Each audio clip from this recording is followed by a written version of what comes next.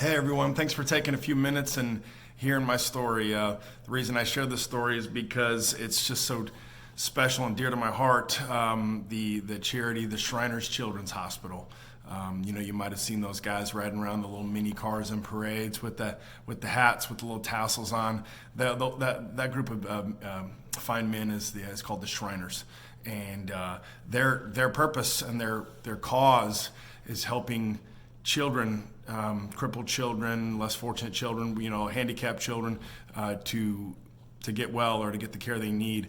I come from a family where life was hard growing up, and we didn't have health insurance. We didn't have really anything. We didn't have much money at all. And from the ages of 10 to 12, I went from 10 years old being the typical healthy, good-looking boy, athletic, one of the fastest kids in my grade. Fast forward over the course of 2 years, incrementally, I developed a pain in my leg and my hip, and I grew. One leg grew and one leg didn't. So I went from being tall and thin to short and with a really bad limp full time. My legs were uneven by about at least 8 or 9 inches. And as you can imagine, at that age, kids were brutal. I got made fun of every day of my life. It was not an easy life. I really can't think of a friend that I had during that period of time. And I woke up every night crying in pain. And every time we went to a doctor, my parents found a way to get me to a doctor. The doctor said I was just having growing pains, and to just wait it out. Obviously, the money and resources weren't there to be able to get the testing I needed. And so my life was miserable. It was a really tough childhood, at least for a period of time.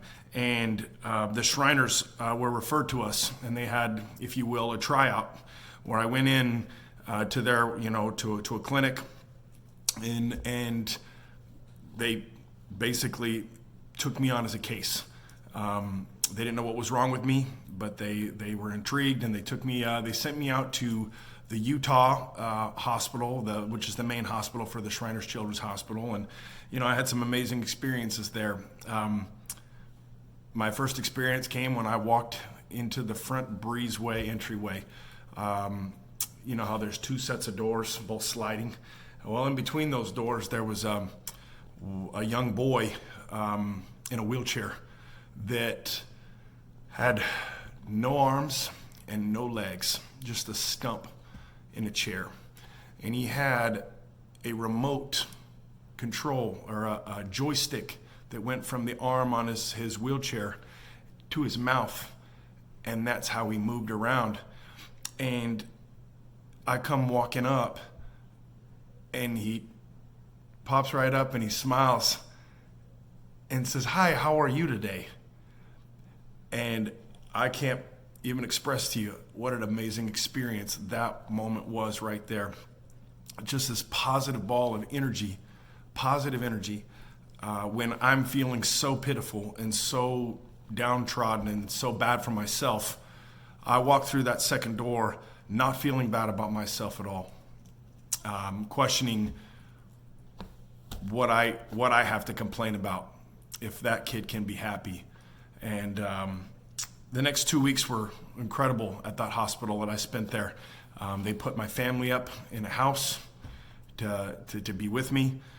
They did exploratory surgery. After all these tests came back inconclusive, they did exploratory surgery and opened my hip socket up, and inside the hip was a tumor that was stunning my growth. And so they chiseled it out and sanded it down, which immediately resolved all my pain issues. I was able to sleep through the night for the first time in years. But they said that there's a good chance my legs will never even out and that I'll always have that limp. And so the next 2 years of my life were still very challenging, especially socially, dealing with the cruelty of kids in the school system. And I started working out for football before my 9th grade year. I was going from middle school to high school, and so a miracle happened, and I grew 6 inches in one summer in 3 months. And I went from being short and fat to tall, thin, and muscular, and everyone thought I was the new kid in school when really they'd gone to school with me for years before. The rest is history. I was able to lead a very normal and successful high school career in life. overcame all my physical handicaps and issues, and I have the Shriners Children's Hospital to thank for this. I owe them everything.